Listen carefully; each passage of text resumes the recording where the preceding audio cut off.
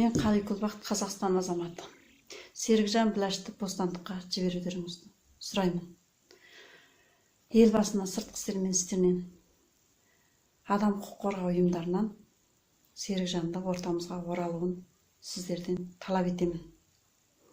Серікжан Біләш Қытайда концлагерьде жатқан туыстарымызды көмек қолын созып, біздерге әртүрлі ақ қағазға қара қаламмен арыз жазуды және де видео арыз берудің бәрін Серікжан бізге көрсету арқылы біз көптеген туыстарымызды шығарып алдық. Мұқатай Нұрғали, Темірбек Құсайынбек, Мұқит Қабидолла, Мұрал Сүгірұлы және де Қазақстан азаматы бұл жігітте концлагерьге қамалған. Бұл да арыздың арқасында шықты. Бірақ барлығы үй қамақта. Болат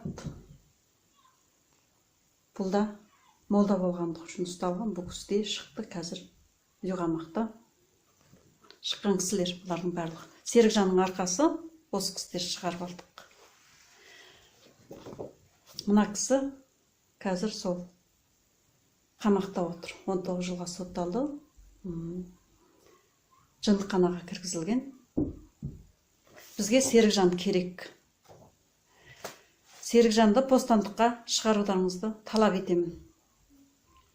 Серікжанның балағынан алған иттер мен биттерінің ешқайсының біздің осы бір туысымызды босатып беруге ешқандай бір адамның көмегі тиген жоқ. Сол Серікжанның арқасында біз 6-7 туысымды босатып алдық, арызданғанның арқасында. Сол үшін Серікжанды босатып ортамызға оралуды сіздерден өтініп сұраймын және де талап етемін.